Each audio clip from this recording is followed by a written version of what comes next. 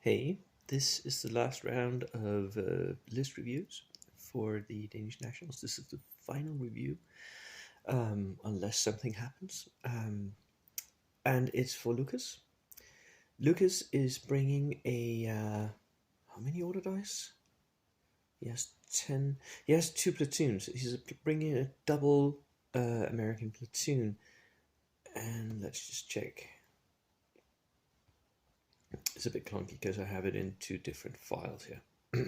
15 order dice. So pretty elite. Well, I'll talk you through the lists, and he's bringing the inexperienced second lieutenants, and one of them has an extra dude. They both have an extra man.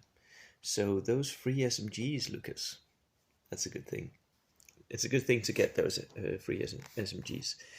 Then Lukasz has 5-man engineer squads. He has 2 of those in his first platoon and 1 of them in his second platoon. And they, of course, have Flamethrowers. These are a fan favorite, I can tell, because they're the most common unit going to the Danish Nationals, engineer squads. Most of them 5-man squads. Many of them have also got SMGs, but since this is Americans, and he has that move and fire rule, you don't really need to buy the points for it. The flamethrower is the main thing. That's what really is needed to bring up, because that flamethrower will kill anything in the game by simply the virtue of that test for fear and to run away, right?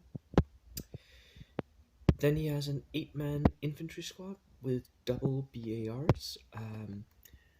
He actually has 2 of those, 2 8-man regulars with 2 BARs. These are really good backline holders. They don't need to be in transport.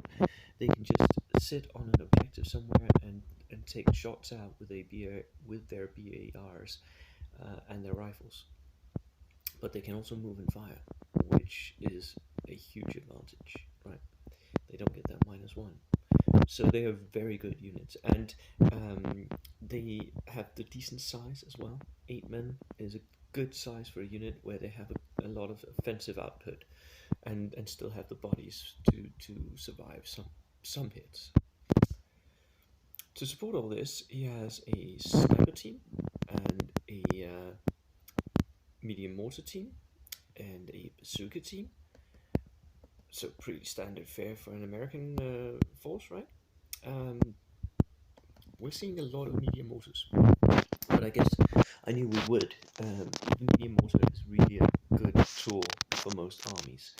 It's a good indirect fire tool, and bazooka for the Americans is clearly the best anti-tank option they have. And going into a tournament where tank platoons is allowed, I expected to see a lot of bazookas, and I am, at least for American players, right? Not so much the German Panzerschreck, simply because it seems too expensive, but the bazooka, definitely worth it. Right, to support all of this, Lukasz is bringing dodges, 3/4 dodges. He has 3 of those, and they are inexperienced, all of them.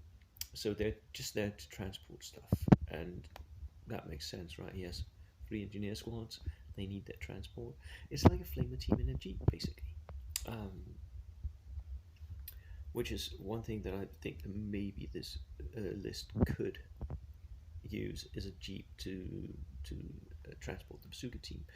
But Lukasz, you remember, you don't have to have all your engineers in a dodge. You can throw the bazooka team into one of the dodges, just because if you're facing a tank platoon, running that bazooka team up and shooting into the side of a tank, ooh, that is one aired out tank, I promise you.